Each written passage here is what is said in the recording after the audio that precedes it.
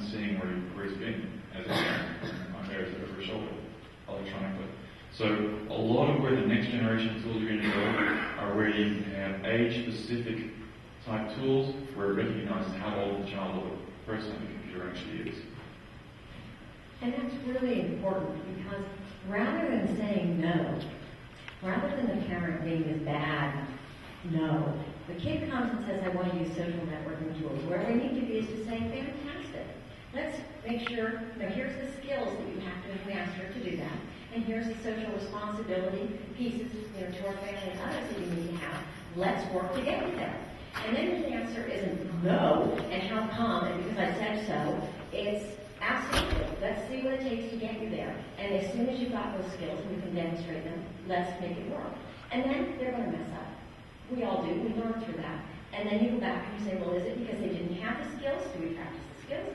Or was there a willful reason involved here? And then was there a breach in trust? My 4 kids range from 17 to 28. And so I've, done all this and come out almost out the other side.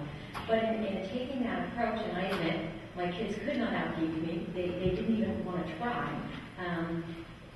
So I was spared some of those angst moments that many parents have. But in taking them and saying, well, let's figure out how to make it work so that you can be comfortable and I can be comfortable.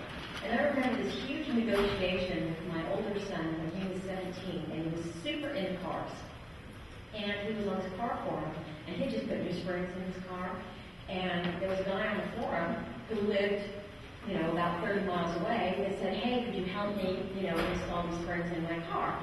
And my son said, sure. And I said, not a chance in Hades that you're going to go meet this stranger.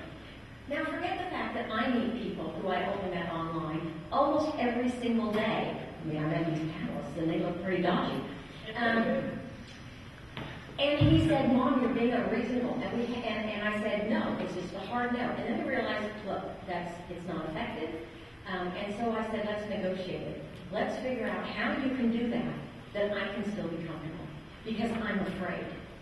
And at the bottom end, I'm afraid. I'm afraid for your safety. So how do we do that? So we negotiated back and forth. And, he had eye rolling, but we agreed that he would go.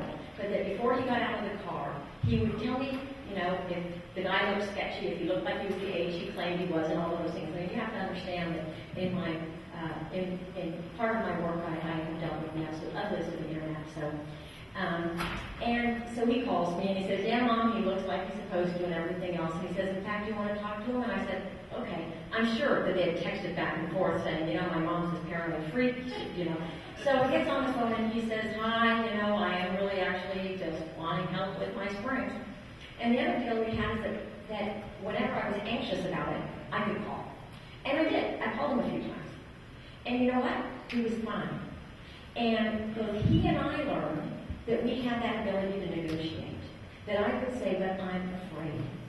And that he could understand that had to be addressed. And I had to address his needs. And, I'm still the mom. There's no question in our house who's the mom. But it was all about saying, how do we figure out how to say yes, not a knee-jerk reaction. You mentioned earlier that you wish all websites would have the edit tool for photos. Mm-hmm. My company is actually ready to launch the social networking part of our website. What are some of the other things that you would like to see on young kids' social networking? Darling, we have 3 minutes left.